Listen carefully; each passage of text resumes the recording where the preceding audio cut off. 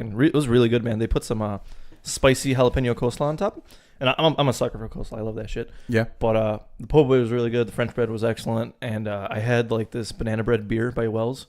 It was really good too. But man, like we came home, we walked the dogs. Then we like sat down and put on some Futurama. And bro, we just like instantly knocked out. I don't know what the fuck it was.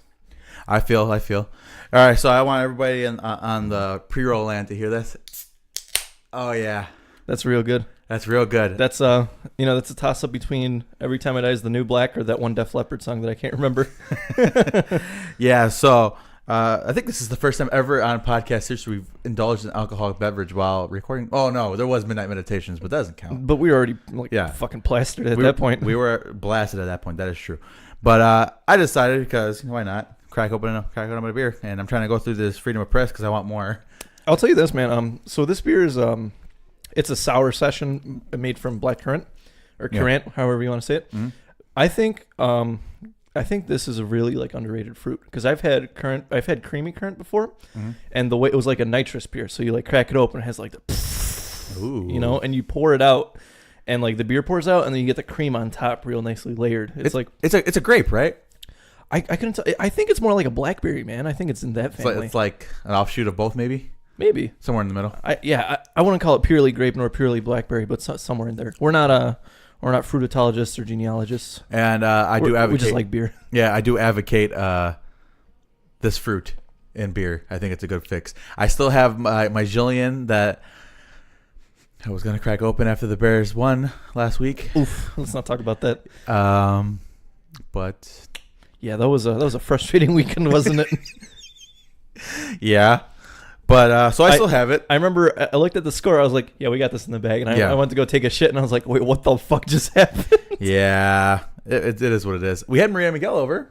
Good. What are they doing? Maria is pregnant. Preggers, bro. Yeah, we know that. But I made chili, right? And the chili actually turned out really good. Very cool. Yeah, Very so cool. I'm quite proud of myself because I feel like I've accomplished something. Yeah, like I'm learning stuff. That's why I like cooking and I like woodworking because the results are like almost immediate. Yeah. Granted, cooking is a bit more immediate because not every dish requires 10 hours of cooking or prep time, whatever it may be. And so I just feel like I don't want to call it like instant satisfaction, but you get to see the fruit of your labor there and then and indulge in it. For sure. And I feel like that's why we kind of gravitate towards, a lot of men gravitates towards those two hobbies. Okay. I definitely agree with that. And like you said, the kind of the instant gratification, especially with food. Like if you cook a good dish, you're like super proud of yourself. You know what I mean? made I sent you a video of them, but I made mozzarella stuffed meatballs last night. And so I bought a slow cooker. I think I mentioned it off air the other week. Great investment, by the way. It was $80. I love it. Mm-hmm. And so what I did was I took some low moisture mozzarella, cut it into cubes.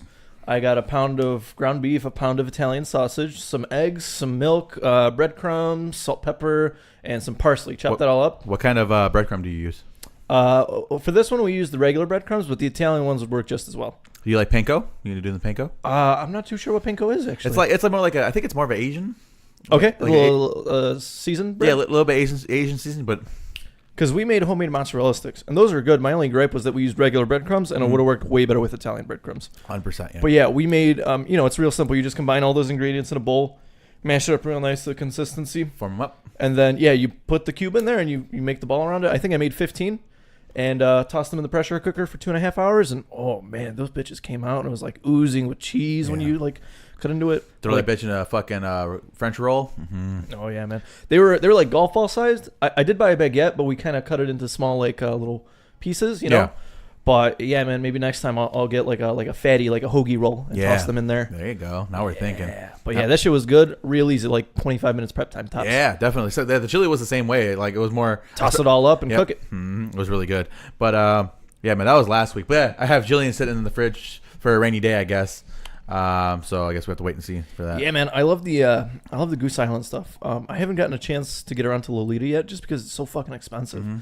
I think I was at Sales, which is a liquor store in Lombard, but they had a 4-pack for like $36, and I was like, maybe another day. Yeah, definitely. maybe the week of payday, not the week before. And I was thinking about it, because you see what Goose Island did with the whole Cody Parkey thing. What did they do? So basically, they had a big event at Goose Island yesterday. Saying that if you can make the field goal that Cody Parkey missed, they'd give you a lifetime supply of beer. Or not a lifetime, a year supply. Oh my God, Goose Island. But they had to switch it because I guess you can't give away beer. I guess that's against the rules. I guess laws or something. Like a lottery law or something. Yeah, so they said that they will buy you any NFL ticket, and if you made a 65-yarder, they'll buy you tickets to the Super Bowl. Damn. Oh. Unfortunately, nobody made that kick. Not one person made the kick. All these Bears fans talking shit, but not one of them could have made it. Yeah, none of them made the kick. So that's funny actually, because like I get it, and I don't want to say I did professional sports, but I competed, ran track. Yeah. I know that like mentality. It's the mentality you have that there's so much pressure. Like I used to play Yu-Gi-Oh competitively. I used to do all this like stuff competitively. I know that fucking that mind game. Definitely. And I love how all these fans talk shit, and then Goose Island's like, all right. Step up to the plate. Yeah, put your money where your mouth is kind of a deal. So I guess they save some money. They had like 150 kicks or something like that, and nobody made one. That's wild, Not man. a single kick. And I was telling Adriana, if I was Parky, I would just like embrace it and I would have showed up. And made it. And made the kick. And then everybody would have whooped his ass right there. He would have got stabbed. Yeah, make it out of the brewery, but you can't make it on the field. Definitely. But yeah. I don't think he would have been welcome there. No, I think he definitely would have got booed. I think either way he's going to Security. Yeah. It's going to be bad. But, oh well, man. We're moving on to the latest and greatest when it comes to the playoff football, and as long as the Patriots are still in, I'm happy. Good copy. But it is what it is. You ready, buddy? Oh yeah. Longest pre-roll in history, I feel like, maybe. I don't know. Getting there. I know we had like a fucking 25-minute pre-roll one time. I don't know if it was that long. We have to look in the podcast history on that one, but it is what it is. What is going on, guys? Welcome to the Second City Kids podcast, episode number 101. 101, baby. Yeah, podcast 101. Yeah, we are back to basics when it comes to the podcast because we're our introductory course to podcasting. I had a buddy who was going to Moraine, right? And he was going for a bit, but you had to take a course called College 101, but he like never got around to it till his last semester there. So they're like, here's where this building is. Here's how you do this. He's like, I know all this shit. I'm ready. Give me my credits. I'm walking out. I'm walking out this motherfucker. I just thought it was so funny. That is funny. That is very funny. So we got some quality goodies for all our podcast listeners today. We do. We actually, I like the agenda because I feel like Monday to Wednesday, it's like maybe one or two topics. Then like Thursday to Saturday, even Sunday today, it's like, oh, sprinkle this shit out there. Yeah, definitely. So we got some good topics. We're going to open up some of the notes with something I found interesting. Go ahead. So Apple's been in a bit of a bind lately because they're not selling as many new iPhones as they used to, and it's starting to go down, right? And it's obviously because, well, one, when you annualize a product like that, there's going to be a certain time point where it just drops off and people aren't going to be buying it. And two, they're getting more and more fucking expensive. You know what I'm saying? And like so I know you bought you have the X? XR. You have the XR. So you have like one of the latest ones. I still have my 6S, man. I'm not giving this thing up. Yep. I ain't giving up that aux port. So I'm going to like ride this thing till it dies, I feel. But so what they kind of compromised on is now the Apple TV service is going to be integrated on a lot of TVs and on Samsung TVs. And I thought that was kind of funny because Apple TV used to be this whole big exclusive thing. You got to buy its own box and all that good shit. But now they're kind of like, all right, let's work out a deal here. Yeah, definitely. So Apple's kind of playing it. I don't want to say playing it smart now because they've been doing ballsy shit. But they're making some moves to make sure they don't get left behind. Yeah. I think it's interesting, especially like you look at the Apple Samsung thing. It's kind of like competitors, and now they're like working in collusion with each other. It's the only thing that I know it's not going to happen because it's a huge loss of money. I remember I had a couple like Google Play Store gift cards, and the only thing I ever ended up buying was like $2, and I still have like I don't know like $25 on there. Yeah, and I'm like, well, maybe if I got Google Play on the iPhone, I could utilize it. But that's definitely never gonna happen. I don't know. I guess the day will come. I don't know. The day will come. It's only a matter of time before Amazon has its own thing, and Amazon Kindle is like its own. Yeah, man. So Jeff Bezos is single now. Yeah, I heard about that. So I think it's kind of funny because I say fuck you to that guy because he's a piece of shit and he treats his employees like shit. But that's besides the point. Moving on to like his personal life, I think it's funny that his wife is just walking away with half his shit. Yeah. I think it's the ultimate. And now they're the richest man and woman in the world. Yeah, I think it's funny that she kind of like, well, because think about it. When she married him, he was nothing. He was dirt poor like the rest of us. And it's like, well, she earns that. She was with him when he was nothing. Yeah, there's a couple laws that say, I think it's like a full marriage clause, something along those lines. Don't quote me on it, but it's like you have to be married for at least 10 years before you can claim half of his shit. Yeah, because and they've been married 25. Yeah. So, I mean, I wonder what happened with that. I want to know the ins and outs on that whole thing. I'm kind of curious to see if like it got to his head and he started becoming power hungry, like shit we seen like on Wolf of Wall Street and Goodfellas. I could believe or that. if it's generally because the marriage was falling apart and he was focusing more on work. I don't know Jeff Bezos' like personality profile, so to speak, but I'm just mad. I mean, because I got a buddy that he's a coder as well, right? He's a really good coder. I love him to death. But he'll work at work and then he'll go home and continue to work for 6 to 7 more hours. And it's like, I get it. You want to be better and you want to better yourself. You want to, bring the company money and stuff. But dude, you're going to wear yourself the fuck out. Yeah. You're going to, he's like, he's 25 with gray hairs, like a whole bunch of gray hairs already. You're burning the candle at both ends at that point. And I've been on both sides of that argument. Cause like sometimes like, you'll be driving home and then it's like, oh fuck, what if I tried this? I didn't think about this at work. And then you'll put in an hour or so. Like I get that. That's fine. Yeah. But to do it every day consistently from the time you wake up to the time you fall asleep, that's what's going to kill you. I feel you got to have that balance, man. And I don't know. I can't speak on Bezos' behalf, but I think that's what got to it, man. Lord knows. When you're leading Amazon, like when you're up there. When you're conquering the world. Yeah. Some Umbrella Corp shit. Yeah. You gotta invest your time. Yeah, definitely. But I say fuck them. Well, we're moving on. All right. So I have a serious question. Sure. Is chicken tenders fried chicken? It's breaded and deep fried, I believe, right? Yeah. Yeah, it's fried. It's a subset of fried chicken. You think so? I think it's like how metalcore is like underneath the metal umbrella, but it's not quite metal. It's kind of like metal and hardcore, right? That's metalcore. I think that's what we're looking at because when you want fried chicken, you're kind of expecting this thing. And although chicken tenders does fit all the criteria for that, a rectangle is a square, but a square isn't a rectangle all the time. Yeah. It's that thing. Definitely. It's that same category. Like, yes, it's fried chicken, but it's not a 10-piece bucket with wings. Yeah. No, I feel you. Because there was something that hit me in the head the other day. I'm thinking about it. I was eating chicken tenders. And I'm like, is it fried chicken? Yeah. Me and Adriana kind of sat there puzzled and looking at each other like, I don't know.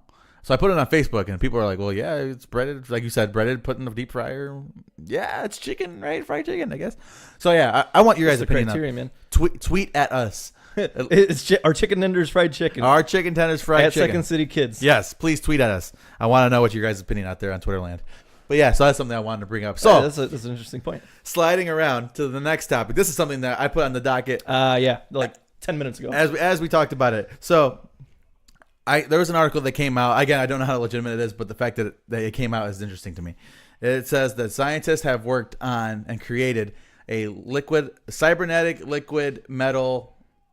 I don't know. What's the correct word for it? Like a machine or something? Yeah. That forms around. It can make its own shape. Yeah, it's a liquid metal robot, let's say. And I put out immediately into the group chat and my family chat. T2 not a warning. Yeah, it was T2 not like a cautionary tale when it comes to creating these kinds of things. And I have a theory. Sure.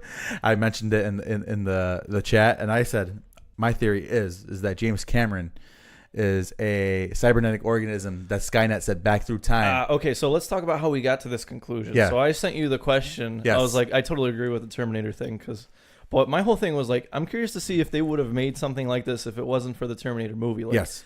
Like, like how we say life inspires art, but sometimes art inspires life. Indeed. So I'm kind of curious to see if the Terminator series had never been released, if something like this would have been formed or would have been totally like an asinine idea, or if the guys in there were like, dude, what if we made something like the Terminator? I wonder if that's what inspired them. So yeah. So yeah, and that's a very interesting point in itself. And yeah, you would think so, right? You would have to have some part. It makes sense because we've seen it on the big screen, but I'm sure this is something that's been in development for a while. Yeah. But yeah, man, Skynet is here. We have that on the technology front. Like I said, Amazon / the Umbrella Corps. That's next. They got the underground Disney. Hive. We got the underground hive already a building. So if you see zombies walking around and you have an Amazon Basics thing in your home, just remember that you funded these zombies. The world is coming to an end as we know it. Oh, and Resident Evil 2, 2 weeks. I will give my review on that. Ooh. There is currently a demo out there. And the demo is a one shot, so you get 30 minutes to play it, and that's it. That's your cutoff time. That's cool. I like that. After 30 minutes, you can. I believe you could replay the same level as many times as you want, but after that 30-minute point, you're done. I like that. Because they don't want to give too much away. That's fair enough. And so I was listening to a couple. I'm still going into it blind, but they're not doing the fixed camera angles anymore. They're doing the over-shoulder style as in Resident Evil 4, which I think is a good upgrade. Mm-hmm. And because of that, they're redesigning a lot of these rooms and atmospheres. Yeah, they have to.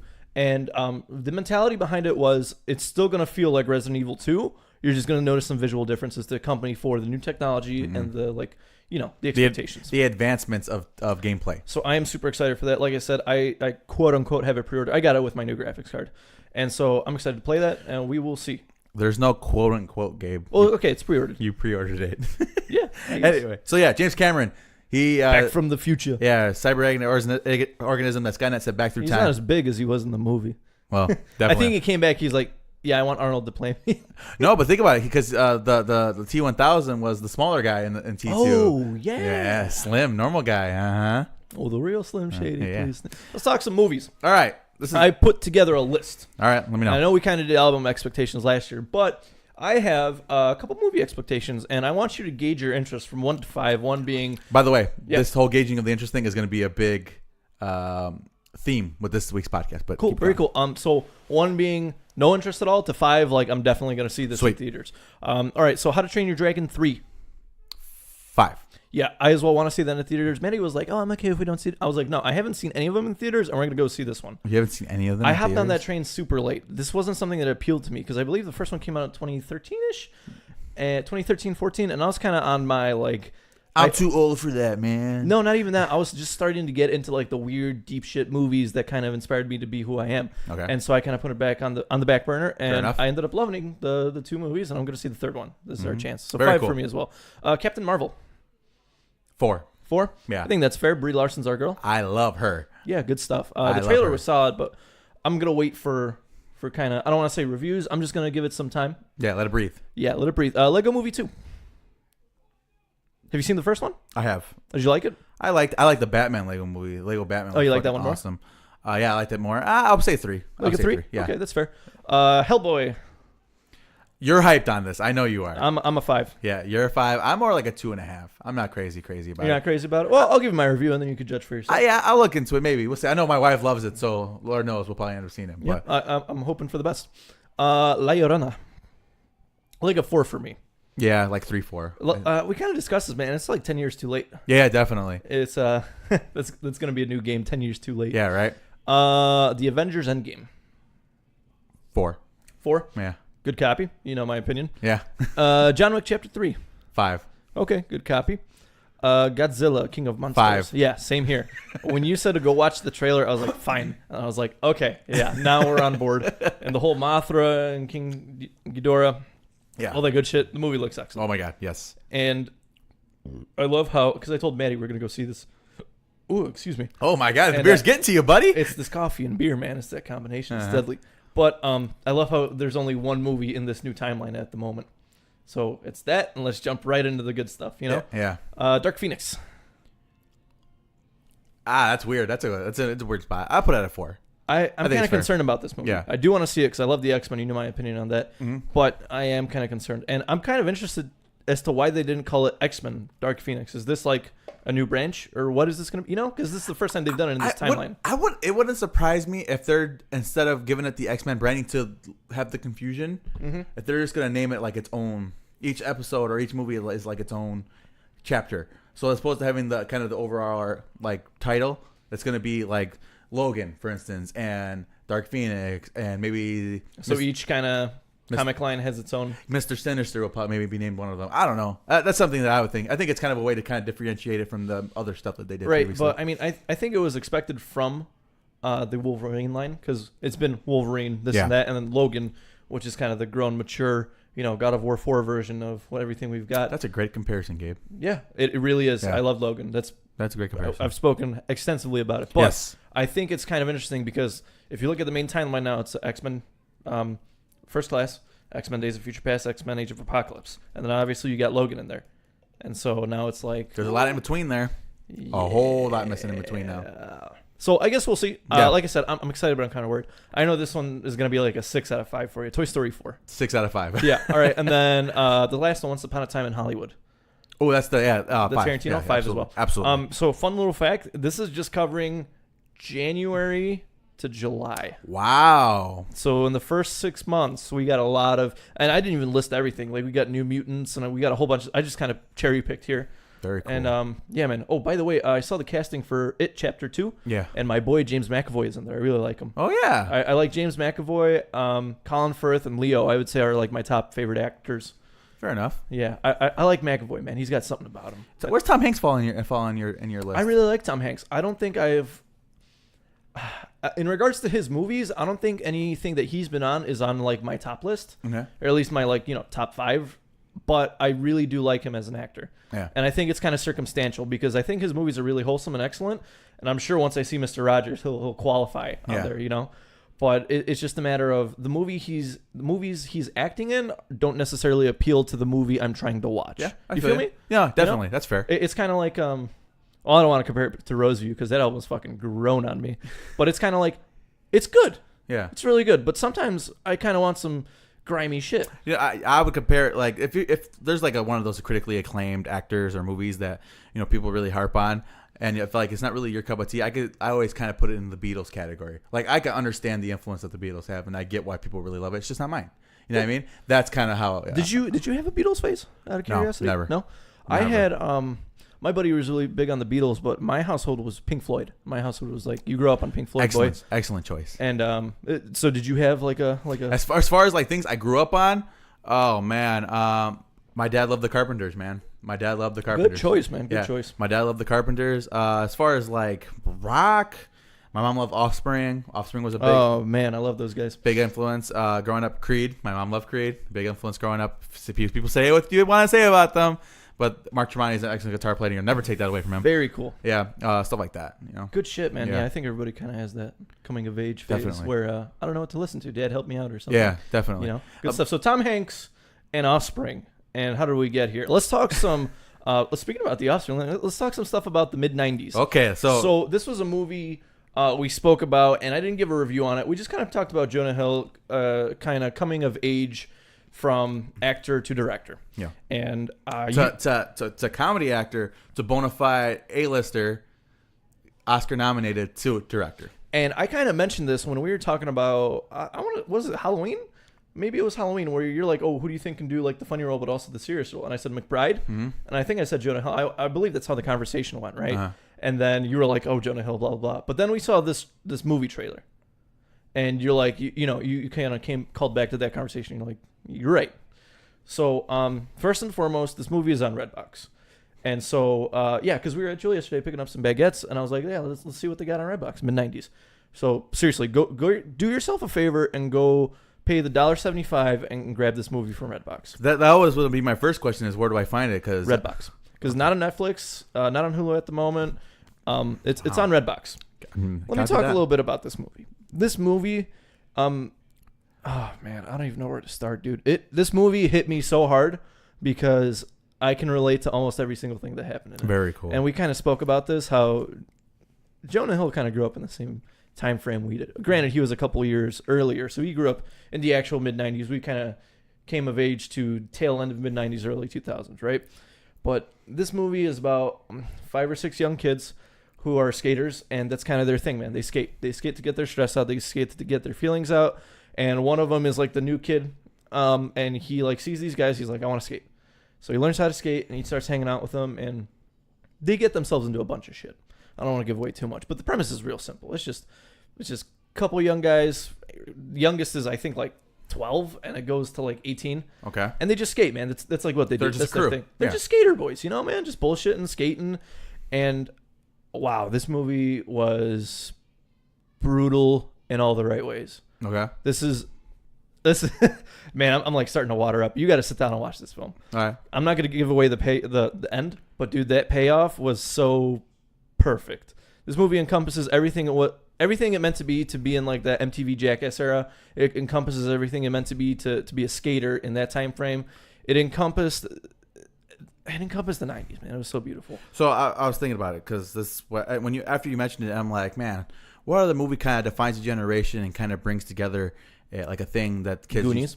That's something that came up, but kind of like defined what a generation did, and based on one simple topic, right? And I thought of The Sandlot. Yeah, absolutely. Sandlot. Yeah. Yeah. Oh, yeah, man. That's perfect. Yeah. So I'm like that. So what I'm thinking is, granted, it's a more mature themed thing. I'm sure. What the mid '90s is doing for skating and kind of that was kind of baseball and the 60s with The Sandlot. So that's just something that I crossed my mind. So I'm looking forward to seeing it, and I'm glad that you told me where I can find it because I'm gonna. So here's what I'll say. And I know it's kind of too late to change my list of 2018, and I'm not necessarily changing. I'm just kind of giving it in comparison to my list. If this new Halloween movie wasn't the perfect sequel, like up there with T2 and Empire Strikes Back era, that kind of zone, mid-90s would have been my pick. Okay. If Halloween was kind of its standalone thing, if it was a reboot or whatever the fuck, if it wasn't so good in comparison to its legacy, mid-90s would have been there. Okay. And for comparison, my reptilian of a girlfriend, she's like, after the movie, I asked her, I was like, so how'd you like it? She's like, I didn't like it. It made me feel things. She loved it. Yeah. But she was kind of like, she felt kind of moved by it. And I honestly, dude, Jonah Hill's gonna go places. Okay, so from her perspective, because she wasn't, like you said, she wasn't of that. She didn't. Okay, let me say this. She grew up kind of in the how do I put it? She didn't grow up around the skater guys. She was always a good girl growing up, Yeah. But like you and me, we kind of had the same mindset. We were, I don't want to say troublemakers, but for lack of a better word, we were kind of troublemakers, man. We did whatever the fuck we wanted, hung out with whoever the fuck we wanted. Yeah. We hung out with troubled kids, and we did dumb definitely. shit. That's like, if you grew up around Chicago or the South Side, like that's what you end up doing. You hang out with whoever the fuck you want, and you do what we're doing. Yeah. Like I said, man, this movie spoke to me on like a very deep level because, granted, I didn't do all that shit, but a lot of it felt like familiar enough, man. Like I remember they were skating at like in front of the courthouse, right? And then somebody yells 5-0 and everybody starts running. Like, dude, that was me, man. That was me like 9 years ago. Cool. Okay. I know that feeling. But honestly, do yourself a favor. This is the best $1.75 you can spend on a little under 2 hours of entertainment right now. And like I said, dude, the movie's pay off, man. You're gonna sit there and you're gonna be silent and you're just gonna clap at the end. All right. And I think it's this movie's a double-edged sword. And here's my opinion on it, right? Because if you're in like the age where we are, right? The I don't want to call it millennials, but if you're between 18 and like 28 right now, I'd say this movie's gonna appeal to you on a very like cosmic level. Like this movie's gonna sum up your childhood, and it's very beautiful. Cool. But I feel like because of that as well, it's gonna exclude a lot of the older generations and maybe some of the younger ones. But that's fine though. Yeah. Not every movie is made for everyone. You know what I mean? Completely agree. I just think it's kind of unfortunate because this is his debut in regards to movie making. Mm-hmm. And I love it. I love this film. But I promise you, if you ask somebody like your dad or my dad, they're going to be like, yeah, it was all right. Because they didn't grow up around that. Uh-huh. And man, the only thing I could tell you is that seriously, sit down and give this movie a watch. That's the only praise I can give. Mm-hmm. Because this movie kind of summarizes everything we've been around and everything we kind of came from. Cool. And if you want to relive your dog days, man, this is how. Copy that. Loved it. Awesome. Very good, man. So Jonah Hill, thank you. Good job. Atta boy. Oh, also, one last little tidbit, right? All right. And so the kids, none of them were, well, they are actors technically. None of them are like perfect looking. None of them are beautiful. They're not Hollywood actors. Mm-hmm. They picked out skaters. Mm-hmm. And I feel like what Jonah Hill did was he went, let's go to a skate park. Let's pick out kids that kind of fit my criteria. Uh-huh. Let's give them a 3-week crash course on how to act. And it worked perfectly. Because these kids genuinely know how to skate.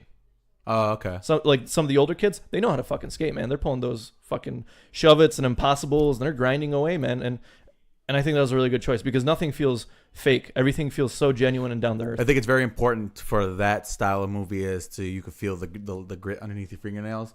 If it's too shiny, people see through that. So damn, I couldn't have put it any better. Yeah. So I'm glad that I'm definitely gonna check it out. Check it out. Redbox, $1.75. Super interested in that. Love it. All right, let's move on to the next one. All right, so next one is Aqua Man. Let's kind of secretly talk about Aqua Man, a movie that we all kind of wrote off, secretly doing really well at the box office, and apparently is a pretty good movie. I always want your opinion on it. Still not interested. Still not interested. Here's my thing. I like I always want to call him Jason Momoa, but it's Jason Momoa, right? Well, either one works, I guess, right? Big motherfucker. Love him. He throws axes and brews beer. The manliest of men. I just have no... At the moment, I have no interest in exploring anything DC at the moment. Mm-hmm. I kind of ran my course with it. I read, Darkest Day, Blackest Night, or Brightest Day, Blackest Night. There we go. Night. Yeah, kind of plowed through those. That was my Lantern Corps thing. The Court of Owls and all that stuff with Batman, and I kind of had my indulgence there. Okay. And at the moment, I'm taking my breather, and I'm sure Aqua Man is something that I'll work my way around to. Mm-hmm. But at the moment, I kind of don't want to deal with this movie. And that's just kind of my opinion. Speaking of which, sure. The new season of Gotham started up. Now, I have very mixed feelings about Gotham as a whole because while it is an interesting concept, it varies too far from the source material for me to truly appreciate it. But we spoke about this, man. As long as it's an adaptation, it doesn't need to be completely. No, you're right, but it's just like timeline-wise, there's a lot of things that are like crisscross, screwy. Yeah, and that kind of bothers me. My wife loves the show. Like I said, that they're on their 5th and final season, showing some restraint before they completely ran it dry. But I will say, with that all being said, with the first couple episodes or so, pretty good. I will say this about that Gotham. I'm not super like balls deep. I think I'm like season 3 around. It's just something I casually watch. I love the way they wrote the Penguin. Yeah. I think this is easily the best portrayal we've ever seen of the character. Yeah, definitely. And they did that character a lot of justice. They did the Riddler justice. And I think they did Gordon a lot of justice, man. I really like his character. The Riddler is probably my favorite character in the whole thing. Like you said, man, it's not perfect to the source material, but it's an adaptation, man. It's somebody's vision, and it's how they interpret it. And I think that's what's important, because if we constantly do just the source material translated into video, like, we wouldn't have anything original. Definitely. Feel me? So this season Inspired. This season so far has got a little bit of the Long Halloween kind of vibe to it. A little bit of what's it called? Oh my God, Dark Nightfall. A little bit of that. Ooh, copy so that. they got a little bit of that kind of vibe going. Interesting. Like I said, not horrible, but so if you're interested in that kind of thing, go ahead and get caught up and check it out. Very cool. So let's talk some gaming, and we're probably going to harp on this, so we apologize in advance. MK11, we've had some updates. Yes. And so a couple of the updates we got the Shao Kahn full body with the hammer. Then we got the Scorpion. Well, no. Before Scorpion, there was also Raiden full body with the staff, and everybody was freaking out. They're like, oh, weapons are going to be back in the whole, like, it's going to be weapon variation. But then we kind of got Scorpion, and I don't believe he had a weapon on him, right? He had the sword on the back, but he wasn't brandishing it, right? So it might just be like a ninjutsu thing, this variation. But so what I did was I went back, and I looked through the characters, and I have a full, I want to say it's 28 characters the last time I checked. It's a 28-character main roster with 3 combat packs.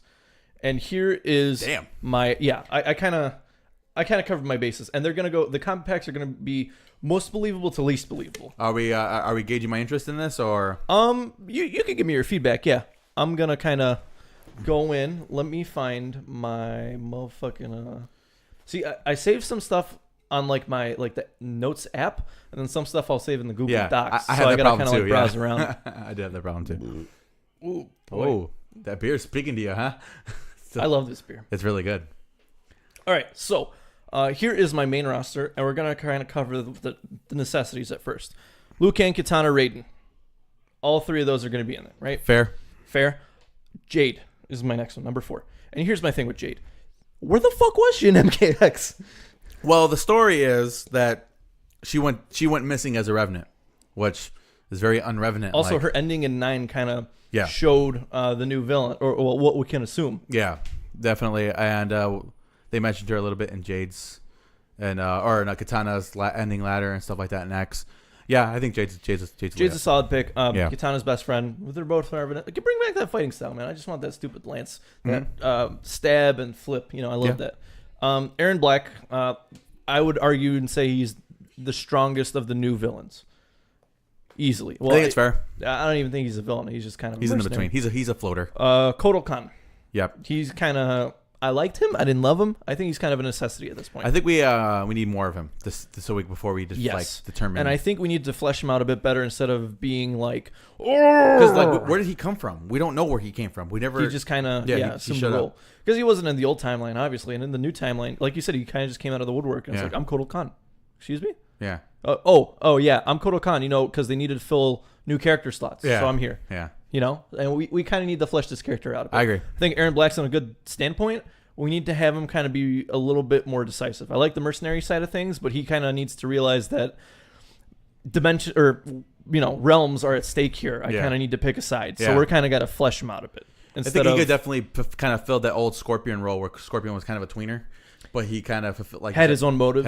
I would prefer him to have his own motives instead of whoever the fuck pays me more, because I think he's a really interesting character. I agree with that. Moving on from Kotal, I put Havoc on the roster. Okay. I did not put Reiko on the roster because here's my thing. We need one or the other because we already have kind of the main villain up there with this new person, and I feel like with both of them, it's going to get too convoluted. So why Havoc over Reiko then?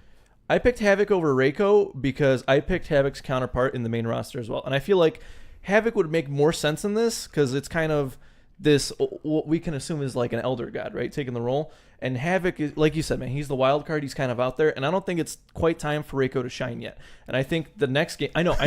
It's been since like MK4. Yeah. I totally understand.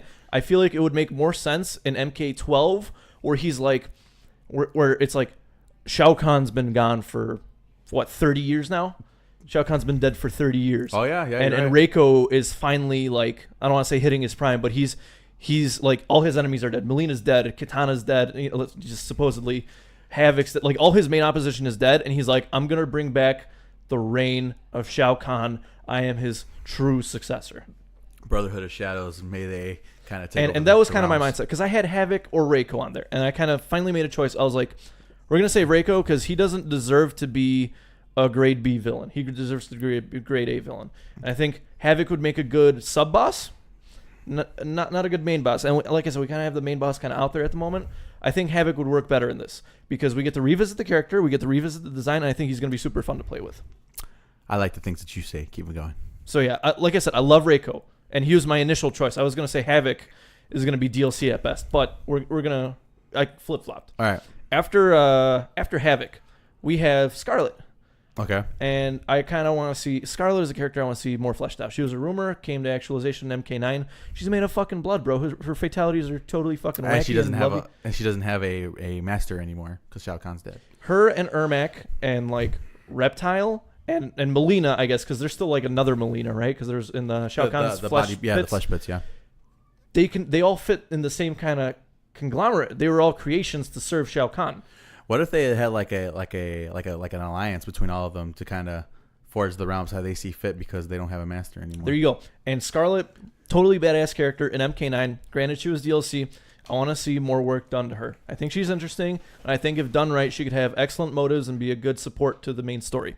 Okay. After Scarlet, we got Rain. Oh my God, please give me Rain. Do not fucking cock tease me like you did in MKX. That I would argue and say that Rain outfit in MKX is the best we've ever seen on Rain. The 9 design was so fucking good looking. I love the X one, but all right. Granted, do you want to see more Rain? I do. Okay. Yes. Ermac. I want Ermac to make a comeback. He didn't make my cut initially, but then I expanded the list, and Ermac is a character I don't feel strongly about, but he's apparently like super popular. He's like number 4 or 5. I think he's like, for me, like he's not on the A tier, but he's like the first one on the B tier. Very cool. And like I said, I brought him back because this whole Scarlet Melina thing, yeah, where they would have a very interesting dynamic in regards to their purpose and their salvation and their story arcs. And I think that's kind of what we need. We need a stronger story than MKX because MKX was lacking in that department. True. Moving on, these 4 I kind of categorized together, and I would say 3 of these are safe bets, and number 4 is a pretty safe bet as well. Sub-Zero, Scorpion, Reptile, Noob Saibot. And here's what I want to see done with Noob Saibot. So he got thrown into the Soul Tornado by Night Wolf and MK9, obviously, right? I don't think he's dead. I think the Elder Gods kind of intervened, and I want a brother v brother fight. I want Noob fighting Sub-Zero. I want I can't remember his name. Fucking the OG Sub-Zero. Bihan. I always want to say Hebo for whatever reason, but I want Bihan fighting the Sub-Zero, and I want them duking it out. I want like almost like a mirror match, you know? Are we going to throw in for control of like the Lin Kuei, maybe? I would say that's how it initially starts, but then they realize what they are to each other, and then they're kind of like, we're gonna run this together. The Lin Kuei, you know, I don't want to say split it up, but we're gonna run this as a team. Well, I have one problem with Sub-Zero's quote unquote. This isn't canon. Granted, this is completely irrelevant. Sub-Zero's like official way of running the Lin Kuei is that not all the Lin Kuei were cryomancers. So why are they now all cryomancers? I don't understand. I couldn't tell you, man, because Sector, Cyrax, Smoke, they weren't. Yeah, absolutely. Noob Saibot is the most requested like comeback character. I think it would be a disservice to MK fans if he didn't make a comeback. And like I said, I want to see this story fleshed out, and I kind of want to see because in the comics it fills in why the second Sub-Zero is no longer a cyborg because Quan Chi stripped him of the metallic armor. Yeah, and I kind of want to see that where he like, is this my brother? Last time I remember you were a cyborg, you know. And I want to see that fight. And like I said, my whole point in this roster is I want a better story with MK.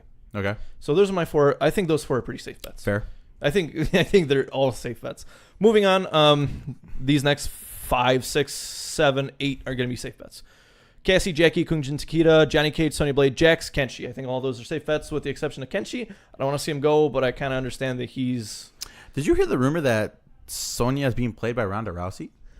So my understanding was Ronda Rousey is going to be a DLC character, is the way I understood it. And I've seen a lot of stuff in regards to that, but yeah. I could see that aspect coming. I don't know if what Ronda herself would be cool with necessarily her head getting ripped off. You never know, man. She's a badass chick. It is a badass chick. Here's my thing. I love the 4 new fighters.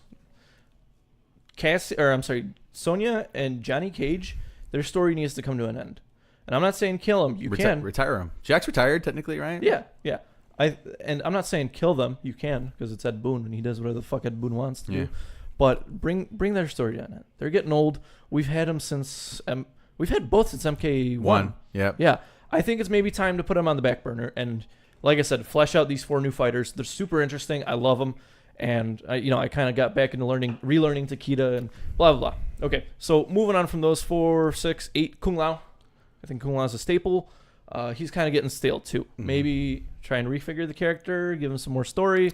When did Kung Lao go from renegade Shaolin monk to just mayonnaise? Here's the thing. When the timeline thing happened, right? Because Shaolin monks was a total departure of Kung Lao's character. Mm-hmm. And I think the issue is that Kung Lao trained all his life in the White Lotus to be part of the tournament. And then Liu Kang just kind of showed up and won it.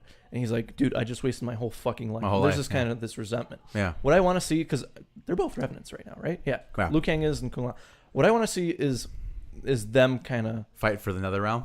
I don't want to say fight for the Nether Realm. If you're going to bring them back, make them fight for honor. Make Kung Lao be like, I've served my purpose.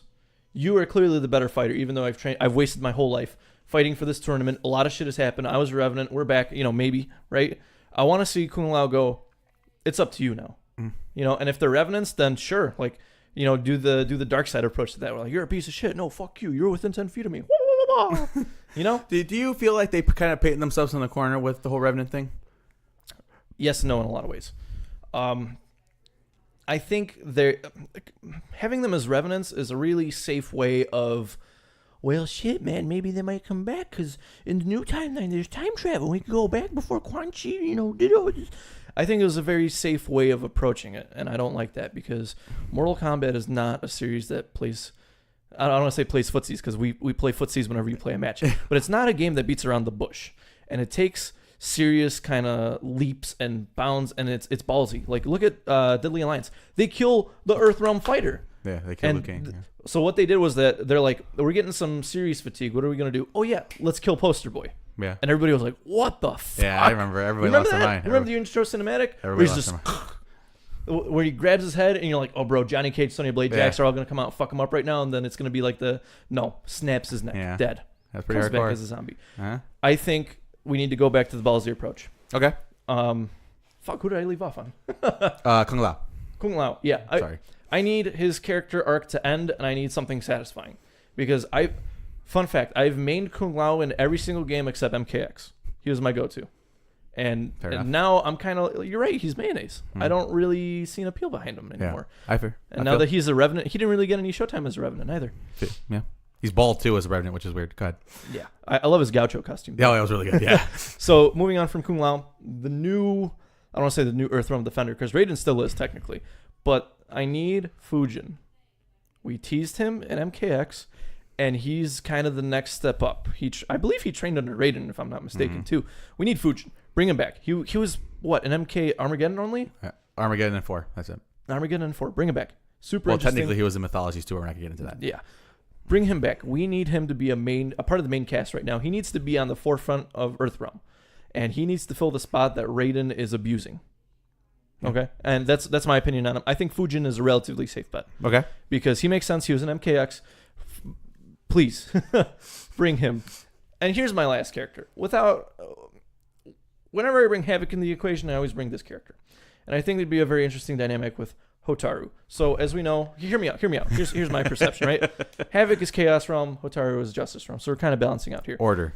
I'm Justice sorry. Realm. Order. And so what I want to see is Hotaru siding with Earthrealm, and I want to see him and Raiden beat the fuck out of each other. And I want the dialogue to be like, "Oh, I'm the Earthrealm defender," blah blah blah, and then Hotaru's like, "Yeah, well, you look like a total fucking dipshit abusing all your power." And You look worse than Shao Kahn. yeah, you look worse than Shao Kahn, and I want to see that. And okay, first of all, I love the beetle design of Hotaru. I think his costume is excellent. I love the flags, and I love his I don't know, what do you want to call it, like a lance spear thing that I don't know the technical term for it. Work with it. I think you can integrate that very well into like the MKX playstyle with a lot of bounces and stuff like that, and variations. You could do flags no mask. One of the variations you could do the mask, and whatever. I think there's a lot you could do with this character. Flesh him out. If you're bringing in Havoc, I think it's only fair to bring in Hotaru. Granted, Hotaru got a lot less love. I think his character design is very cool, and I think he'll be a good foil to a lot of these other characters. Like I said, he could bounce off Raiden like, dude, you're being a total dick right now, and he could be like the Batman to like when Superman went evil, Oh, okay. Kind of that aesthetic. Don't appeal to my Batman love, god damn you. I think it'd be cool to see him. I think he needs more love. Fair enough. Like Havoc, man. Havoc got some time. Hotaru got some time. Neither of them shined. And I think we kind of, if you're gonna bring one into the equation, it's fair to bring the other one. Okay. All right, and then Shao Kahn, obviously, that's already been announced. So, and then 4 spots for new characters. Okay, and that fills my base roster. My base roster. Here's what I did.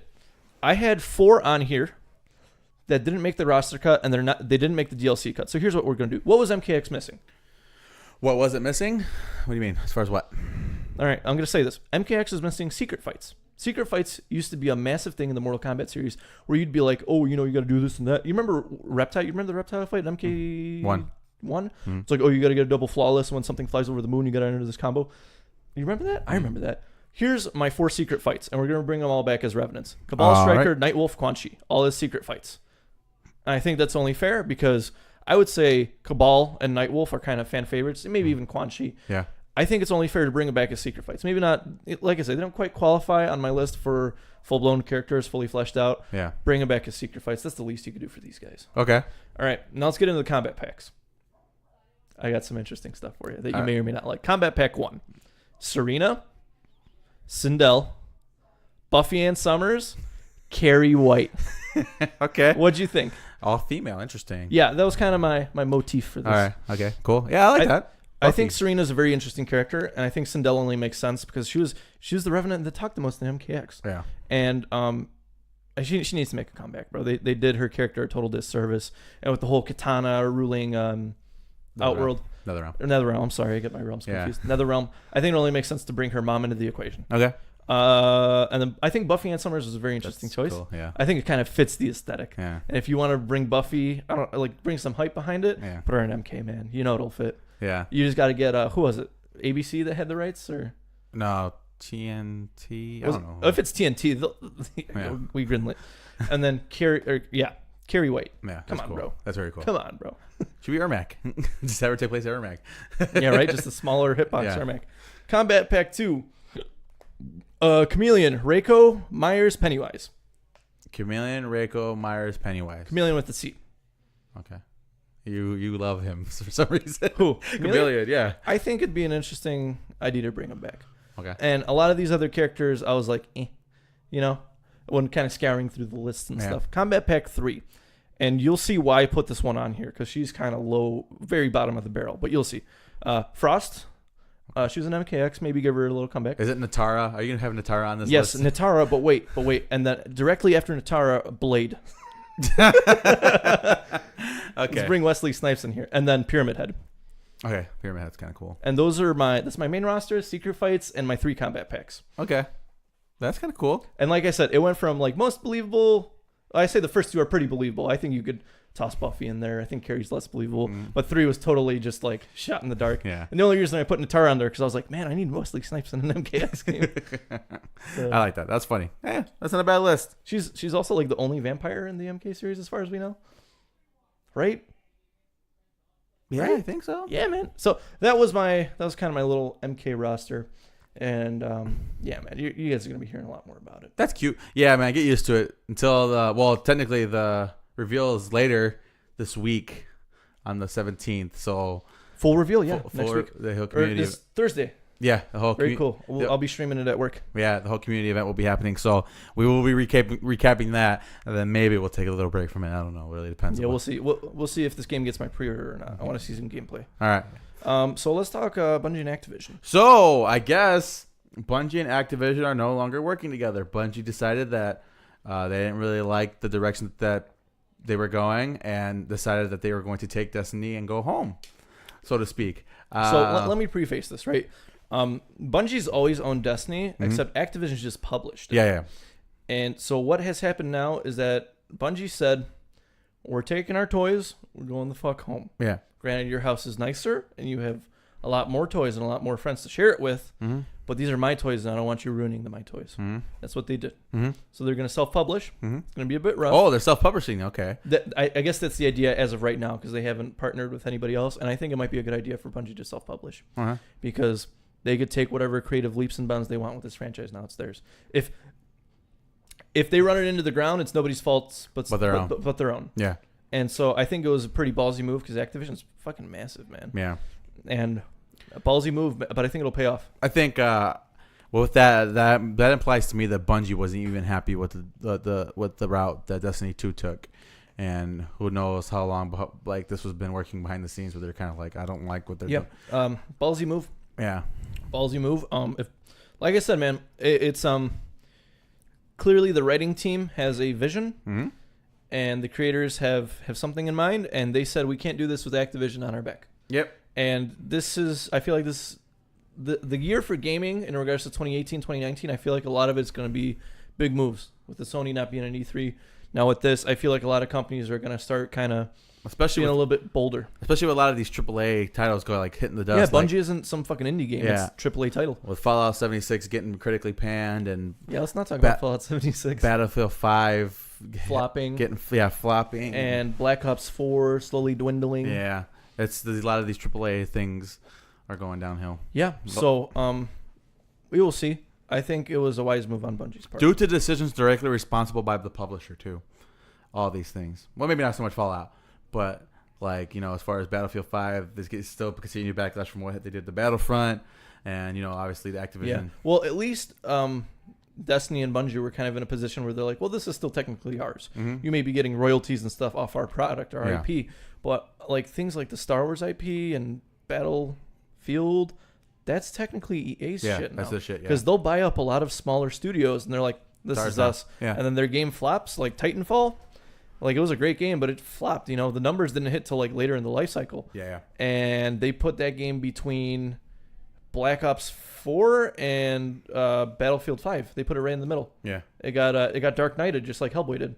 And EA buys up these little properties and relatively smaller properties and eats them up, and they're like, if it doesn't work, all right, you guys, they're no longer employed by.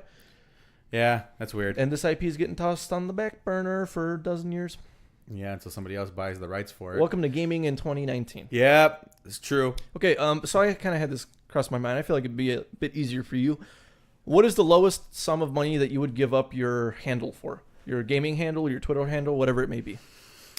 I don't know. I don't really. Because I know you've been wanting to change the Epic Havoc thing, right? You've been kind of.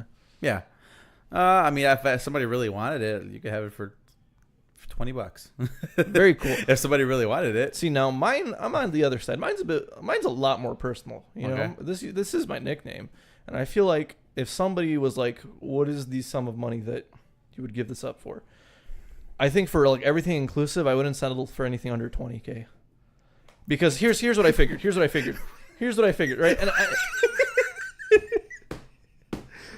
just hear me out. What? Okay, go ahead. I just want to pay my bills, man. All right. And it's part of my identity. And I know it's totally unrealistic. And unless there's some rich fucking like Nigerian prince named Jabril that's like, you have to give me this. I will give you money. He won't give you money. He'll just send people to your house and kill you. Yeah, right? That'd be the easier way of doing it. Well, what do you think's cheaper, $20K or a hitman? To go across the globe? This is not a hitman that he's hiring. This is a hitman he's enslaved and sent to another country to kill you. All right. Didn't cost him anything. We'll speak about enslaved hitmen a little later in the game section. But yeah, man, I just, I think that's the lowest I'd kind of sell for. It's like, well, I'm giving up a part of myself, but I got all my loans and debts paid off. So I know it's totally unrealistic. Woo, that's It's funny. totally unrealistic. It's totally out there. I just thought it was kind of Fun fact: there's an LP Havoc 16 that exists out there. dun dun dun. No, I'd actually know him. He was trolling me. It was a guy I used to play Siege Vegas with, and he was trolling me one time. He thought it was fun. He was being You mean funny. Rainbow Six Vegas? Yeah. It's Siege Vegas. I'm sorry, you're right. Yeah, Six Vegas. He was trolling me. I'm like, what the fuck? So I messaged him. Copy that. All right, let's get into the game section. I believe all these are new games. Yeah. Let's play Rewrite This. So a little bit more MK talk. I put this on here. How this game works is you pick any aspect, topic, person, character, whatever it may be, out of any property you want, you rewrite it. Okay. Here's what I'm rewriting. A character that deserves a lot more love. Moloch. Moloch made his debut appearance in Deadly Alliance. Correct. And he was the sub-boss. He was this kind of big troll with 3 eyes and a wrecking ball. And, kind of nothing special at first sight. However, what I believe would be a better use of Moloch is if they played on this kind of loyalty to the Deadly Alliance. Because Shang Tsung, as far as we know, dies in MK9. Then you have Quan Chi, and Quan Chi is a total fucking asshole. And the only glimpse we get of Moloch in this new timeline is when Quan Chi is holding his head. So here was my idea of it, right? You have Moloch kind of start to question his allegiances, his alliances, whatever you want to call it. And so you kind of have him to start thinking of his own, right? Because I can only imagine Quan Chi is a total asshole of an owner. I mean, right? he ripped off his head. So Yeah, okay, so it's proven, right? Yeah. And so what I think is that Moloch is in this space where he's like, I served the Deadly Alliance. I served Shang Tsung and Quan Chi. Clearly that alliance is over. I need to fight for something I believe in, and I need to fight for something that's right. And then what you could do is you could kind of incorporate Draman back into it. Granted, Draman isn't the most interesting of characters, but those two are best friends, man. I believe they're both Oni, right? And I think that's something that we can play on here, and I think Moloch can be put back in the limelight. And how I managed his character redesign to be, first and foremost, slim him up. I believe that I think a lot of these like older characters would work better if you slimmed them up, shortened them, whatever it may be, right? Motaro, Blaze, Kintaro, you name it. I think if we kind of brought them into like a modern physique, it'd work a lot better. So obviously we could keep like the hunched over thing, but let's just kind of slim him down a little bit, right? And so I'd imagine he'd play a bit like Ferritor, but it would be like a Ferritor Takeda combination where he's got some reach with the ball, and he's got like some nasty overhead bounces, shit like that. And that's just kind of how I imagine it. Imagine like a Tremor crossed over with like a Tremor Zoner, like a more zony Tremor, like metallic Tremor, And that's kind of how I imagined him. Okay. Between like Tremor, Takeda, Ferritor in that area is how I imagined him playing. And I think, I don't know, man. I love giving, I don't want to say credit. I love giving the limelight to characters that maybe didn't get any in the first place. Interesting. That's kind of my idea. And we spoke about this off air after last week's podcast. What do you think? Think Moloch deserves some love? I mean, I think he's definitely a character that's worth revisiting. We are, by the way, we are kind of hitting that Deadly Alliance Deception era in this current timeline. Yes. We're approaching that if we're not already in it. Because we already passed the 4 era. We passed 1, 2, 3, and then 4 with Shinnok, so we're right there. Yeah, that lines up. Not totally out there. I mean, the only issue with the whole Deadly Alliance era is that both of those guys are dead, apparently, according to canon. So right, but clearly Moloch was still involved somehow, unless Quan Chi he's like, I want this Oni's head. Well, apparently he was like pissed or something. I guess in the comic book they explained that he chose to rip off his head because he was pissed at them failing him or something or other. I don't know, but that's what the comic book says. Cool. Yeah. So interesting. That was just kind of my take on it. You know me. I'm a sucker for the under Oni. Yeah, definitely. All right, so let's talk about your new game. What is it? This is called Unlikely Pair. All right. Now, how does it work? I have two right now just for today. Basically what this is I take two things that you wouldn't normally combine or things that have never collaborated before, and I want your opinion on how you think it would work out. All right. So first off, we're going to start with an actor-director combo. We're going to do Meryl Streep, directed by Quentin Tarantino. How did I see this coming? I don't know. Okay, question. Is it going to be a musical? No. I think Meryl Streep has enough acting diversity, kind of like oh no, I can't remember her name from Halloween. Help me out here. Jamie Lee Curtis? Yes, I'm so bad with names. You know this when I'm put on the spot. I think she has enough diversity in her portfolio to kind of assume that role. And my concern is that Tarantino's visions and how his stories play out a lot of the time is very counterintuitive to what a normal, quote unquote, normal story would be. Right? He tells it in bits and pieces and flashbacks and story. Like you don't get the full scene till the end of the movie. Yeah, is what I'm trying to say here. And I think Meryl Streep, I think she would rock that. I just think we would kind of have to break her out of that eggshell of this like beloved actress that we've known since as long as we've been on this earth, you know? Yes, for and sure. I think we got to take her out of that Mamma Mia mentality, at least for myself. Would you put her in a villain role? I would put her in a bystander role. I don't know if... she might be able to do villain. She did villain in The Devil Wears Prada. She was a fantastic villain. That is true.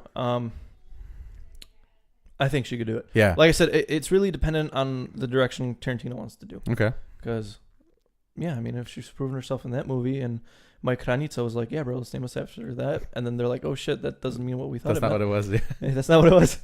I thought that was super funny. That's a great story. Yeah, like I said, it depends on the style and the direction Tarantino wants to take, but I think it's possible. Okay, cool. I'm glad. What's your next one? All right. Steve Aoki producing a song with featuring Corey Taylor. Steve Aoki is a hardcore kid. He could do it 110%. You think so? I think Corey Taylor, you know, fun thing. I think Steve Aoki going into it, I think his mentality would be like, let's do something grimy, hardcore. And Corey Taylor would be like, let's do something toned back and more stone soury. And I think that'd be the kind of conflict they have. Mm-hmm. Because like I said, we know Aoki's a hardcore kid. He kind of grew up in that scene. Mm-hmm. He just decided to produce EDM music. Mm-hmm. And I think it would work out. Okay. And I think there's a mutual respect for one another there. Okay. All right, one more thing. It just crossed my mind, and you're going to laugh. Sure. NetherRealm Studios creating a shooter. Could they do it? Outside the bubble, you think? Too far outside the bubble? Too far, man. Leaning too far. Yeah? Is it like a Striker standalone game or something? Yeah, that's too far out the bubble, man. NetherRealm Studios is known for one quality content thing, and that is fighting games. So you're telling me that you don't want a remaster of Special Forces? I would not like that. Let me get a remaster of all the crap games like Mythology. Well, hang on, not crap games. The Undergrounds. Games. Yeah. So Mythologies, Special Forces, and there was one more. There's one more somewhere in there. Shaolin Monks. No, not Shaolin Monks. There was another one in there somewhere too. And like between 1 and 4 somewhere. But yeah, Shaolin Monks would be a good remaster too. We've been hoping for this for a while now. True. Let me get a Shaolin Monks too. All right, so this next game I got. Oh fuck! I totally forgot that thing you didn't want me to forget. I'm such an idiot. The yellow card set? Yeah, I totally forgot. Shit. Can we rotate that? Because I had it, but I didn't save any. Can we rotate that to next week? Yeah, that's fine. That's my fault. My bad. Because you totally told me not to forget. I'm like, oh yeah, I'm working on it. I was, but never mind. Anyway, so this is called Rate It. All right. And now what we're going to do is going to do one of the following things. Either we're going to take a band's full discography and kind of rate where we think every album stands comparatively to each other. Like maybe like worst album to best album. Or we're going to do a filmmaker or an actor. We could do an actor, but I think that would be a lot more work. Take their best movie, rate it, how we feel about it from beginning to end. All right. Now this week, I decided with a band that I have extreme knowledge of their discography. Very cool. I have chosen Linkin Park for week number 1. Simply because I've been jamming a lot of Linkin Park recently and it's making me sad. So I want to kind of do a little fitting tribute and kind of talk about what I think is, like I said, some of the albums you can skip and some of the albums that you may want to re-listen to again because I think they're a masterpiece overall. You ready to go? Yeah, let's talk. All right, so as far as worst album, I think it's very simple and easy to say that One More Light, the most recent album, was probably their weakest album. I've listened to it after the fact, and I still can't seem to attach myself to any of the songs. There's like the One More Light song that's like the only one that I really connect with. Everything else kinda is just so far outside of the bubble that I don't feel like it fits, and I think it's a total blister on the no disagreement there. Yep. Moving on along. Living Things. Was it Living Things? Yeah, Living Things. Yep, 2012. Yep, I think this is an album that's very easily forgotten because it was kind of, in the mix, but there's a lot of stuff in here that's just bland or okay at best. Unseasoned chicken. Yeah, and like you said, you get what you needed from it, but it won't be tasty. It won't sustain you. Yeah, it won't be tasty. So I think Living Things kind of, other than like Lost in the Echo, there's a lot of songs on here that are just kind of a blur to me, and they kind of blend together, and I think it's very easy to skip that one. All right, now moving along. Now this was where it starts to get a little bit hard because I think it's safe to say for me here, every album here on after I at least enjoyed somewhat. So right. Would you say? I think your next one's going to be Reanimation, is it? Actually, I didn't count the remix albums on this list. Yeah, because gotcha. They have 2 and they're already created content. You know what I mean? So is it 1,000 Suns? It's not. Right. To me, it's Minutes to Midnight. Honestly. Oh yeah. Oh man. Yeah. Oh, so that hit home, bro. Yeah, I'm sorry. So I love Minutes to Midnight. It's a great album, and I've actually grown to like it more as time has gone on. Oof. My feelings are hurt. But again, okay, but here again, like I said, everything after that point, I think I gotta say that I enjoyed it at least for the most part. All right. Sure. And obviously, this has like Given Up and Bleed It Out and oh my god, don't talk to me about Bleed It Out. I love that song. Shadow of the Day and Leave Out All the Rest. Great songs, but comparatively, again, I just don't think it's as good. You're actually going to be shocked, I think, by what my number one is. Your number one? Yeah, what I think is I rank the best album. Sure. All right. Guess your next one is 1,000 Suns. No, you're incorrect. The Hunting Party is actually next. Oh yeah, I totally forgot about that album too. I remember that came out shortly before Warped Tour 2015 because we were playing Pokemon Go and the stop was at. Remember, I sent you a screenshot of that. Yeah. So talk to me about this album. So the Hunting Party is kind of Linkin Park returning to form and doing some good things. More of a rock kind of vibe, a little bit more aggressive vocals, and every song I at least like for the most part. I'm looking at it and there's not a song that I dislike. So, sure, like I said, I think it's a good middle benchmark as far as like the whole discography, and I like it a little bit more than Minutes to Midnight. That's my opinion. Moving on to the next album, which I think we have one, two, three left. Damn, this is the nitty gritty, huh? It's hard to say. Hybrid Theory. Meteora is 3. Simply because it is a rehash basically of everything that happened off of Hybrid Theory. But I love Meteora, though. But every single song. Breaking the Habit, Somewhere I Belong, Faint. Yeah. Man, I remember when the music video for Faint came out. You remember that? Yeah. The album fucking rips, all right? I mean, I'm not. It's that when they're in their new metal phase still. Yeah. That album rips. It fucking rips. And then I think 3 is a very good spot for it. Yeah. All right.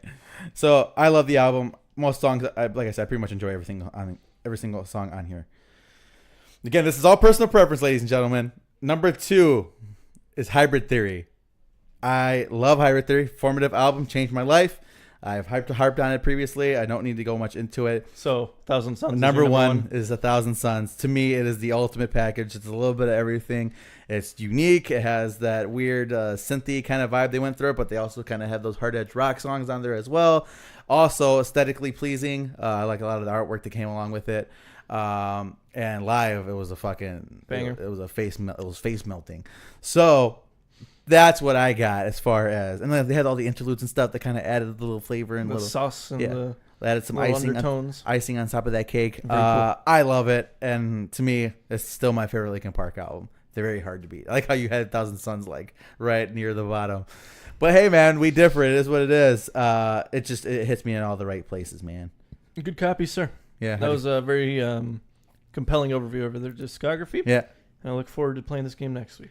So maybe we won't do a discography. Maybe we'll do stitch it up a bit. Yeah, because I feel like we might fall into a rut of 10-song set list with this kind of thing, but it's going to be an album overview, you know? Yeah, I feel so we'll switch it up.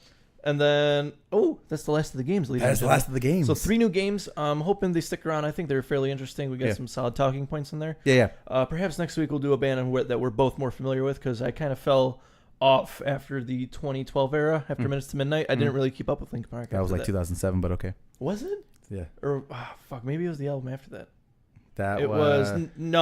I fell off after 1,000 Suns. 1,000 Suns, okay. Because I remember listening to that album briefly and didn't really capture what I was looking for at the time. I feel you. And, thus I kind of fell off the train. I feel you. Yeah, so that was 2010 era. All right, let's talk music, news, and reviews. So we had 2 kind of bigger singles this week from bands that are moving forces in the scene. There's no way around this right now. Facts. One more than the other. And we got, you can't call them newcomers at the moment. Mm-hmm. But Wage War dropped a single called Low, and Norma Jean dropped a single called Something Children. Children of the Dead? Children of the Dead. You were Children correct. of the Dead.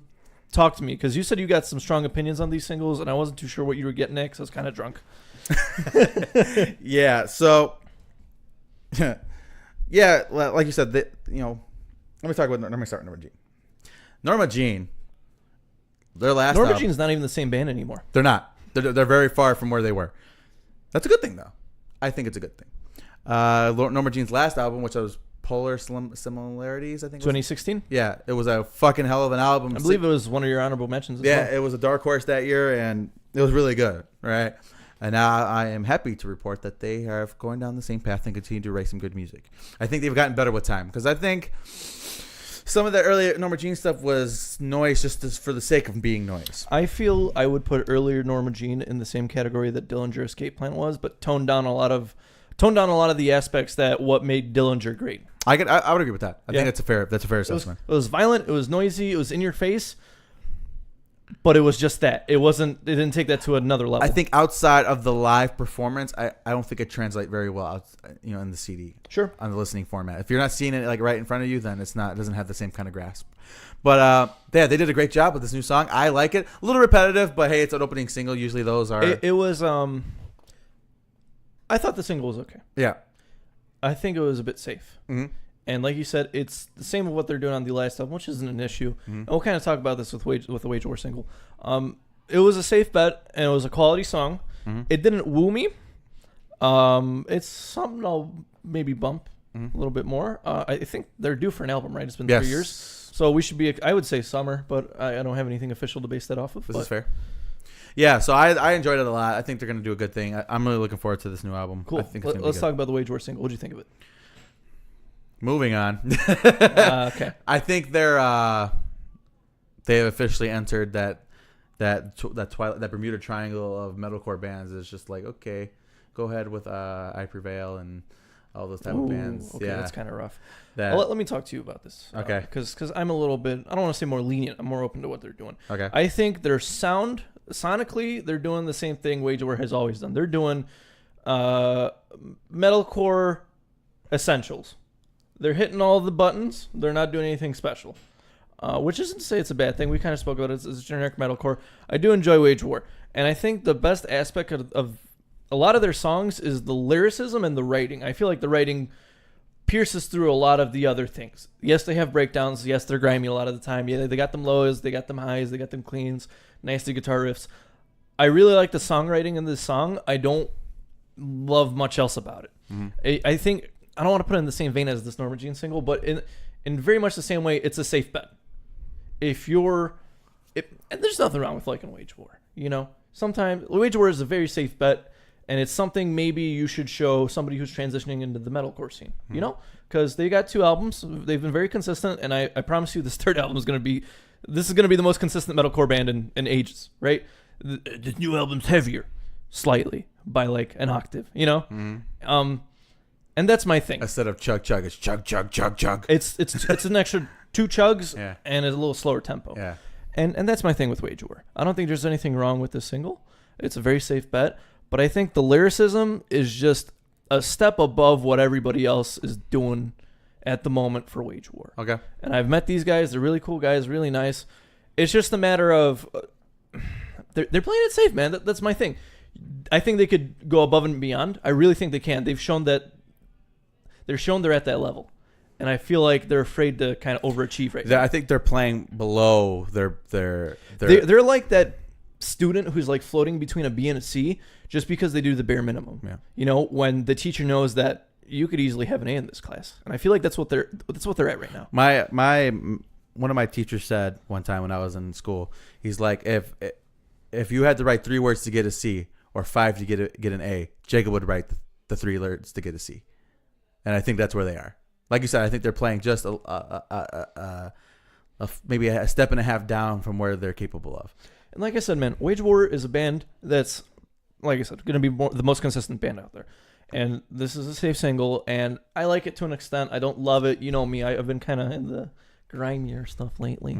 But check it out. It's worth a listen, at least. Let us know what you think. That was kind of our overview of it. I know Jake's kind of a bit more critical on them, but... look at the first album, Blueprints, right? Their debut album. 21, when that song was out, and Youngblood, bro. Those 2 songs tore me the fuck apart. Because the lyricism in those 2 songs are fucking beautiful. I love it. Love everything about it. And then we get into Dead Weight, which was good. I love Johnny Cash. It's probably my favorite song off that album. But they're very much, it's this kind of force holding you back. Where you can see it, you can see or hear it. It's like, I know these guys can take it above and beyond right now. But not. I think a problem is like what is the saying is, if you're an artist, you're writing your first album your whole life. I believe what I can't remember if it was Elvis Costello or Johnny Cash. He said it takes 10 years to write your first album and then a year to write your second. Yeah. So I'm saying, yeah, you spent your whole life writing your first album. So it has those pieces that maybe kind of stretch past time and all those things that are kind of bigger than you at the moment. And after that, you're kind of just following up. You're just chasing that. Here's my opinion on Wage War, and I think you might agree with this. Do you remember when you played Magic? Do you remember what a staple was? It was a card that can go on any deck because of its utility. Uh-huh. They're a staple band. You throw them on any set list, good set list. I think they'll fit in with just about anybody you throw them under. Amity Affliction, Every Time I Die. I've seen them with both those bands, actually. I think they'll be a good addition to any set list. Okay. Or any roster. Mm-hmm. And we'll see as both these bands develop. And I think this is a good little discussion. Interesting. So you got another band on this list. Stick to your guns. So I want to talk about something real quick. Yeah, they're overdue. Now, they are extremely overdue, and I just want to give them a quick love session. Yeah, her name was Amber. Yeah, because they're a band that has been extremely consistent. Like, and kind of the opposite. Well, yeah, kind of the same way that we had when we were just talking about Wage War. But I feel like they're always doing a little bit more. Everything is a slight step up. They're doing what Every Time I Die is doing. They're not comparing themselves to the wave of metalcore at the moment. They're comparing themselves to their last album. Yeah, very much like Every Time I Die, The Architects. It's like bam, from a step up from their last album. Yeah, it's like, what can I do to better this band? Yeah. So I was listening to some of their stuff, and oftentimes, and there's a couple bands that do this for me, but oftentimes it's like, man, I like my shit's on shuffle, and I'm like, who was that? Stick to your guns every fucking time. I'm like, yeah, I love them, and I just want to give them a quick shout out because they're good, and I like them a lot. Very cool, and they've been good for a very long time. Yeah, so. I'm hoping for an album this year. Me too. It's been what, 2 years, 2 years, 3 years at least. Let me look. Ooh. Hold on. It was that map looking album, right? Well, let me pull it up real quick because you might be right. I might be underestimating that. Hopefully. Yeah, we need to see more of them. We needed to see them because they haven't toured in the last year or so. I don't believe so. Let me look. I want to see them with like Straight from the Path on a 17. bill. So 2 years. 2 years. Yep. But you were correct. The map album was 17. Wasn't very cool. Yep. Next topic: the Great American Bagel is back in the studio. By Great American Bagel, I mean the Great American Ghost, which is a band that we kind of unearthed. You see what I did last year? They're a hardcore band out of Massachusetts. Bestin'. And they are grimy. Yeah. They are dirty, and they got everything we love in that Boston hardcore scene. Yeah. And I'm excited to see what they come up with. Yeah. I have a lot of high hopes for this band and what they're going to bring to the zone. My only gripe is that I hate all of their merch. That's fair. I love them as a band. I hate their art cover, their covers, their art. Album art. I don't like it. Yeah, it's interesting. I feel like it's trying too much to be hardcore. Yeah. I didn't mind the last one so much from the 2017 album with the face, but I feel like everybody's doing faces now, man. Like Ghost Key did it. This one of the bands I'm going to bring up this week did it too. But yeah, what's with like beat up faces and album covers now? I don't know. Oh, well, we'll see. It's about self-expression, man. I'm excited to see it. I'm sure it'll make my top 10 of the year. Yeah. We'll see about top 5. This is a band I'm excited for. Very cool. So, like I said, we're carrying over the yellow card because Jake didn't do a 10-song set list. I'm a dipshit. Even when I reminded him yesterday. He did. He's correct. So let's do Certified Bangers of the Week. This is something we're bringing back. Right. Do you have any songs out there? Hold on. Because I do. I have a couple. Hold on. Oh, actually, I have an album that I want to call out. That came out in 2017. Real quick. Remember a band called Spite? And if you just love grimy fucking hardcore, you just want to fucking punch a baby in the face. And I have one. This is what you listen to. Spite's new, or most recent, I guess, 2017. Nothing is Beautiful. They just want to make me fucking hit somebody. Very cool, sir. Very cool. I have 4 singles here. Okay. So, to be fair, 2 of these are tail end of 2018 going into 2019. First one is Dead and Gone by Rising Insane. Rising Insane being the band, Dead and Gone being the single. Okay. This is a band that is heavily influenced by the Architects. They got the blechs. They got the, the same pedal effects and shit like that. Okay. Check it out. They're like the fucking Western version of the Architects. What are they called again? Rising Insane is the band. Dead and Gone is the single. Okay. Check that out. I think it's a pretty cool like homage to the Architects' early I want to say Hollow Crown to All Our Gods era. Like I said, when you hear that riff, you're like, okay, Architects, and then when you hear the blech, you're like, yeah, that's Sam. All right, copy. All right, so I think it's a good kind of. That's a good copy. Very cool. This is a band whose album drops on Friday that I have pre-ordered. because I am so excited. And this band took me by the balls in the last couple of days, and I've listened to nothing since. Okay, so here's the single. It's expiry date 12 hours, right? And it's by a band that's Wrist Meet Razor, and it's this, like you said, this is straight out of 2006. Yeah, and I love it because it sounds like MySpace core. Yeah, and it's not that like that MySpace core. It's like Job for a Cowboy, but it's like Job for a Cowboy. You remember when Job for a Cowboy was on MySpace? You remember that? You remember when like I hate to bring him back up again, but like as Blood Runs Black and like all these throwback bands like Chelsea Grin and all that shit. Chelsea Grin was like tail end, man. They were 2010. But this band epitomizes everything that was good about that 10-year span from 2000 to 2010. Everything that was good about a grimy, in-your-face, hardcore, metalcore band. And I love it. And these singles, like I said, these guys have two demos with 3 songs, and then the 4 singles off the new album. Holy shit, I love it. Huh? I pre-ordered this thing, and you know how I feel about pre-orders. We always talk about this. I promise you this will make my top 5 this year. Question. Sure. So is this their first full length? This is their first full-length album, yes. Okay, because when I looked them up, I'm like, okay. Yeah, they have 2 demos. Like I said, they're like 3 songs apiece on the 4 singles. Because this album art makes me feel uncomfortable. For the new album? Yeah. It's the face again. Yeah, I know. Yeah. So Wrist Meet Razor, seriously, check them out. Do not sleep on this fucking band because they're gonna blow the fuck up. All right. And I can see them touring with like See You Space Cowboy and shit like that. I want to see them on major bills. I want to see them opening up at like dirty, grimy shows at the Bottom Lounge. You know what they can do with? What? The Art is Murder. Yeah, that would be grimy. They could open up for Every Time I Die, man. That shit would be. That's like in the same territory. Well, granted, Every Time I Die is like in everybody's territory now after that Fallout tour. Yeah, but that's a good point. Seriously, don't sleep on this band. They dropped a more recent single, but this one is the one that took me by the balls and said, "You are now our fan. You're coming with me." Yeah, you're coming with me. Seriously, this album drops Friday. Don't fucking sleep on it. Wrist Meet Razor. All right. And that I kind of started highlighting what I think my single of the week is. That wasn't it. Okay. Fun fact. So there's another band called Left to Die. I'm sorry. I got this all fucked up. I put the single name first and then So the single is called Left to Die by a band called Kill. Nice and simple, right? When metal bands had one words, right? So this is nice and thick. This is like if you like The Hammer by Kublai Khan, in that territory. Very good. Very check that out. Left to Die by Kill. Okay. And then here is my single of the week. This is a band that you and I are both familiar with, and I feel like that doesn't get enough limelight on this show. Hi. The single is called Nothing by Millencolin. Okay. Do you remember Millencolin? No. What? Are you serious? Come on, bro. Underground 1, Underground 2, Pro Skater. Oh, okay. Superman. Okay. Come on, bro. I'm sorry, dude. It's been a while, dude. Check that out. It is the epitome of skate punk. Yeah. I love it. And it made me feel like I was 12 again. And you know, if that does that to me, it's on my good side. Nothing by Millencolin. You'll hear their big single and you're like, yeah, I remember this.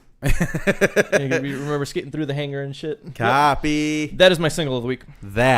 So with that, I think that's the pod this week, right? Episode 101. Yep, 101. That is the basics, back to basics episode of the Second City Kids podcast. We want to welcome you guys and then say goodbye because we're leaving.